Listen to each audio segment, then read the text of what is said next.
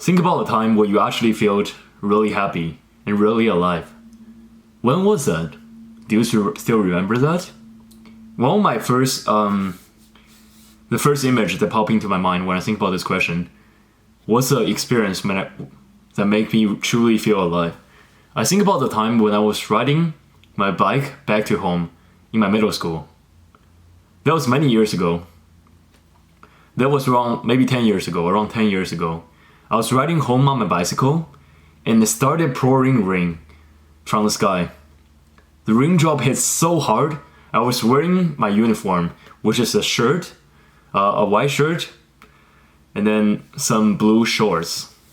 So I was riding down the street, and then the rain started pouring down like the end of the world. I was soaked head to toe. My hair, my shirt, and my pants, my shorts. And within my socks, it's all covered by water. And on the street, the car splashes water, my tire splashes water, everything's muddy, dirty.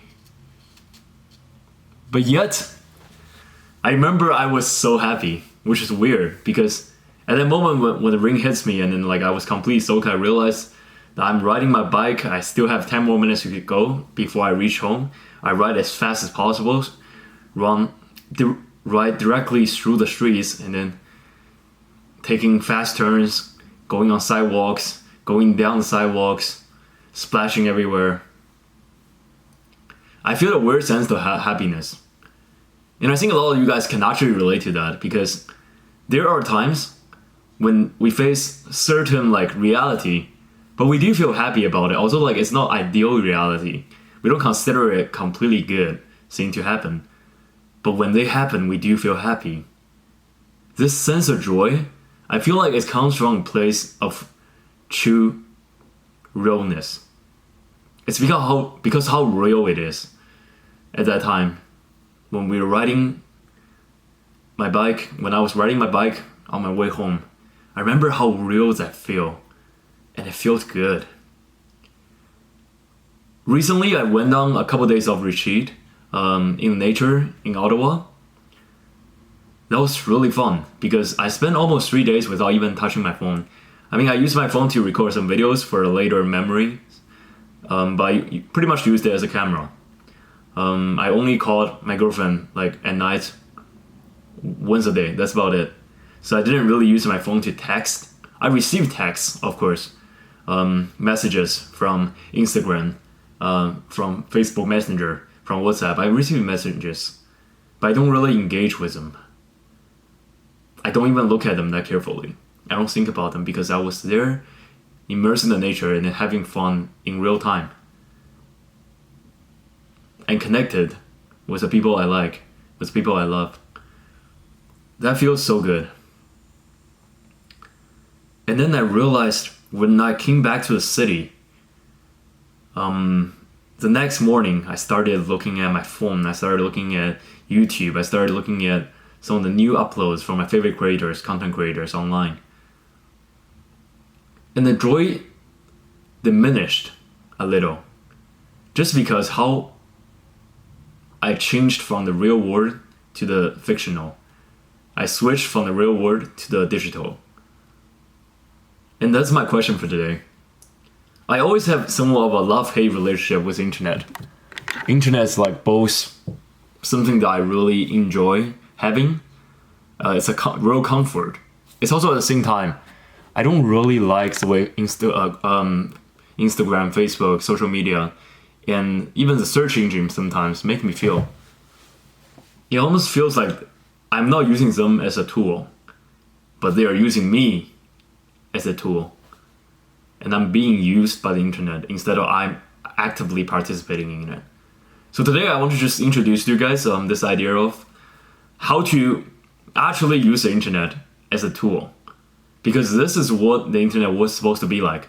It's supposed to be like something around a search engine. So whenever you have a question, that's the initial idea of Google is you go on this website, you type in your question, and they will answer you. And this answer must be slightly better than the answer your friends can provide because the internet has the ability to gather around all the research throughout the human history, and then just present it to you logically without flaw. But your friends cannot do that. Even if your smartest friend from your elementary school, back in the days when there's no internet, they cannot answer the question perfectly. Even if they look through a lot of text, they look through a lot of books to gather around this information, they're not going to provide you the perfect answer, the perfect resolution, because they're human, they're flawed. Their mind is fragile, and then they have emotions that can impact their decision making. So internet was supposed to be a great tool to help people overcome this, to help people become a good librarian, each of themselves, because we all have an entire library of the entire universe upon our fingertips right now. It just depends how we use it, right? It's just a tool. It's a very powerful tool, and everyone can use it. Then must the society be a lot better? Then if everyone can use this tool, must our society be a lot more efficient, because everyone can do this? So we will have solved most of the world issue by now, but we didn't. We didn't solve a lot of issues in the world. There's still war going on. There's still poverty. There's still people living in hunger-infested regions. There are diseases, viral diseases, spreading around, killing hundreds, thousands of people. So there's still a lot of issues that we haven't solved. But internet as a tool is powerful. Just think about this. You can make a Facebook post right now and then create an event and then gather around a bunch of, like, hundreds of strangers in real time, in the real world, by sending through a Facebook post about an event. Back in the days, there's no way you can reach this many people. They're outside of your tribe. They're outside of your immediate familiar family structure. So in farming society, this will never happen. And that's their part of their limitation, because they cannot put together a huge army of people. They cannot put together a huge gathering of people, even if they really want to. The transfer of information was so slow back in the days in the Middle Ages, or during farming society in general. But now, in the information age, this becomes easy. This becomes something so effortless. In a bigger city, or like a rather big size of city like Toronto, or Montreal, or Shanghai, or Beijing, or Tokyo, there are festivals every single day is happening, going on. There are big events every single day happening. There are organized trips, tours, events, gatherings, dinners, everywhere, because of the internet. So you can understand that the internet is a powerful tool. It can help you gather a lot of information very efficiently. Secondly, it can help you to gather around a lot of group of people very efficiently. So internet is an important tool. However, at the same time, we need to recognize that so much of our use of the internet is wasteful. We are allowing ourselves to be controlled by the internet, by the medias that are occupying the internet, by the media companies. They're trying to conquer and sell part of our real estate, mental real estate in our brain. Most of our activities, behaviors on the internet is consumption, unfortunately. We consume movies, TV shows, which are pretty much just high production content creators' works. From medias like Disney Plus, Netflix, they're taking a part of you away into their digital world, taking your attention into their creations and their catalog of movies, TV shows, and force your brain to live inside of them. By forced, I mean they make you addicted. Sometimes it's not your choice, unfortunately. Sometimes it's not a choice that you're binge watching this TV show. It's because the program is being programmed so well that your brain has to follow it. Your willpower is not strong enough, your attention span is not strong enough to keep you away from continuously consuming in this effortless, comfortable stream of ecstasy they are created in the digital realm right now. Every single moment, if you're a filmmaker, if you're a person in front of a camera, if you create some kind of digital content, if you're a podcaster, if you write books, you are creating these worlds that people can get lost in. And back in the days, it was okay because in the farming societies, before internet's time, we have limited time and limited energy to spend on these fictional worlds. So you don't see like a farmer reading books about like 80 days around the world, for example, for 24 hours, 12 hours a day. That's impossible because they still have their farm work to take care of. And even if they choose to spend their time entirely in books, they're being ridiculed as kind of crazy people.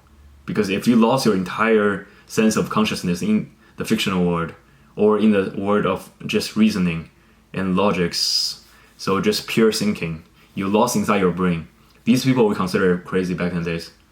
But now it's normal, because now it is normal. If you look around your household, you see your dad watching TV, your mom holding on to your iPad and watching K-drama, things like that. For a really long time, after they have dinner, they just sit there and look at a screen for hours on end.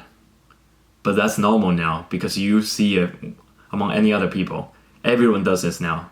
Everyone's sucked in by TikTok, by Instagram Reels, by Facebook Shorts, by YouTube videos, by Netflix films, by TV shows with faster and faster pace. Just think about the movie 50 years ago, what kind of pacing they had, and think about the average movie now. The kind of cussing, the kind of crazy effects they're in, the kind of movies that are popular now. Your attention span is decreasing so much that you are essentially slowly becoming addicted to all form of social media and content all around you, showcased through different screens around you.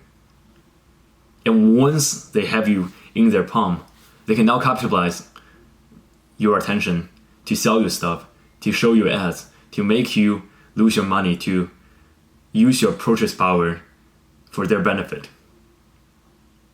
So there are real dangers in consuming too much social media and lost in the fictional world, and losing touch with a real sense of pain, with a real sense of joy, with a real sense of awe, with a real sense of enjoyment in your life.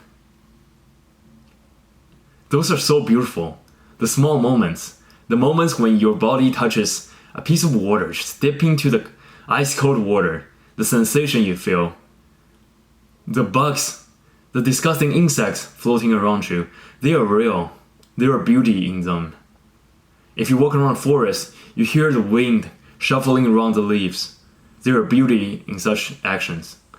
You see the squirrels jumping around, wandering down the streets. You see the people happily holding each other's hands, looking at each other in the summer sunlight. You go on Queen Street, which is a really popular street in Toronto. You go down there and you see restaurants, patios, people having fun in exciting, stimulating conversations. Those are happening in real time.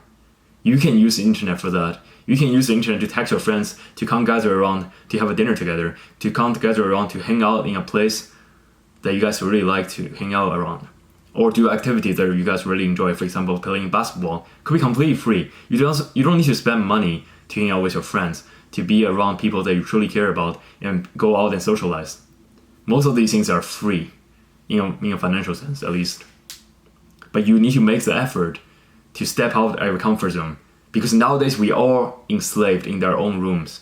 We are the slaves in our own dormitory rooms. We are the slaves of our own apartments. We are the slaves of our own houses, because we are kept there by this magical device that suck your soul in and punish you by forcing you to look at it, making you addicted by looking at it for a really long time. Some people wake up and spend their first hour of waking hour just checking their phone. I was one of them. I was one of those people. I was looking at Instagram Reels. I was looking at YouTube videos, and it doesn't mean anything to me. They're answering questions that I never need to ask about. Like, why does Luffy from One Piece like Cheerio as a food, for example? I don't need to know this. No one ever need to know this. I do not care, but I have to click on it because I'm addicted to short form entertainments. There's new TV shows coming out. I don't need to look at it. It doesn't, like, I don't care about this documentary, whatever this documentary is talking about. It doesn't relate to my real life. It wouldn't impact my real life. But I was addicted, so I clicked on it. I watched a 2-hour documentary of nothingness, of just puff and small doses of superficial entertainment without actual deep thinking involved. Just think about the average movie today versus the average film or the drama in Shakespeare's time. Compare them. How much brain does it require you to think about, to reflect on what Shakespeare was trying to convey to you through all his dramas? And how much brain does it take for you to enjoy a Marvel movie? Almost nothing. You sit there, kick back, and oh, you just laugh at it. Just, oh, it's so funny. Thor made another joke again. So entertaining. I love Thor and Love and Thunder. Why would you love it? It's a movie of nothingness. It's literally you sitting in front of a screen for 2 hours at a time, sometimes 3 hours because those movies are getting longer and longer.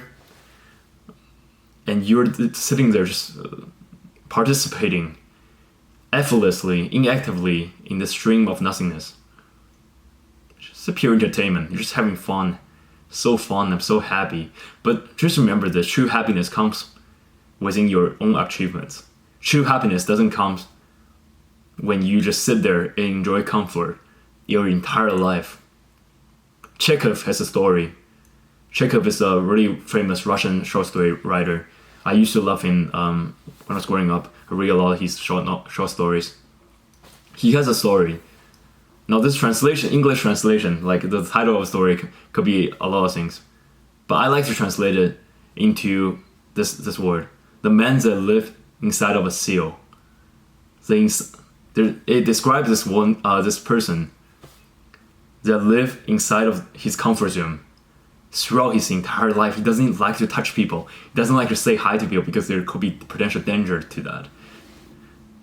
For the protagonist in that story, everything seems like a potential danger. So they only live within their comfort zone. They only live in their room. They come out, say hi to people, wear gloves so they don't get contaminated by viruses. Those people don't live life. Yes, on each of the moments in their life, they're joyful, they're happy, they're content. But true happiness, the kind of happiness that elevates you as a person, that make you think about it and then feel, that feels so nice. Like the time I was riding my bike in the rain, in a horrible, terrible situation that can potentially be dangerous. I feel so good. That feels so good because now I think about it, it made me feel happy. That's true happiness. True happiness comes from small things in the real life. True happiness comes from you accomplishing something very big. You're winning a student union election against great odds. You tried for 3 months, hard work. You put in hard work for 3 months, and you did it. You won the election. You did it. That feels so nice. You didn't just stay in your home, jerk off, watch porn, and watch television shows. You went out there and competed against the best of the best, and you won it. You deserve the win. You win. And you feel happy. That is true happiness. So today I just want to talk to you about this. You need to rethink the way you treat internet. You need to rethink the way you interact with the internet. Always, use the internet as a tool, not the other way around. Don't let the internet use you. Because the most majority of people now, in 2022, are being used by the internet. We are voting because the media tell us how to vote. We're buying new stuff. We're going to try new restaurants because the media tell us to try these things. Tell us to buy this, buy that, by reinforcing us, showing us similar clips after clips of the exact same thing, just edited slightly differently on our Instagram reels, on these flash images showing to our faces, showing to in front of our eyes. We are being programmed. We are being controlled. I want you to take a step back and view the world in a realistic sense. Do meditation. Start to do nothing. Start to sit down and do nothing, and just realize the world around you is so real. It has so much more beauty than the digital world. Although that makes the digital world look perfect for you in front of your eyes. Every single app, if you open your phone, let me just show you, for example, this Facebook app is so perfectly organized, clean, sharp. Information is clearly displayed. But in the real world, there are flaws, right? In the real world, if you personally handwrite this sentence, there are flaws to the font. It doesn't look perfect. Imperfection arises everywhere in the real world. There are dust on your table. There are spider nets at the corner of your room. These are the imperfections in beauty in the real world. But they are beauty because you can feel that they're there for you and they're real. But the digital world, although it looks perfect, but it's disguised in beauty. Truly, it's trying to make you addicted. Maybe it's not their intention when the Facebook CEO first started Facebook. Maybe it's not their intention to make you addicted. But it is what they're doing now. Because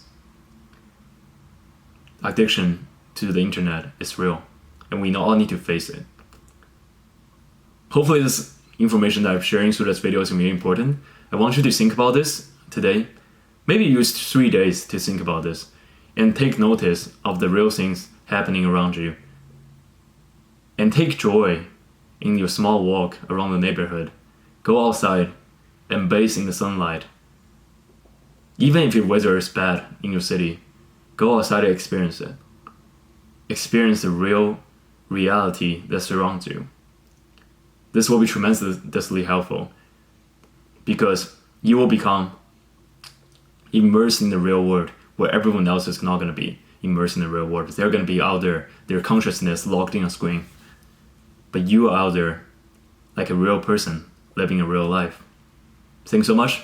I'll see you in the next video.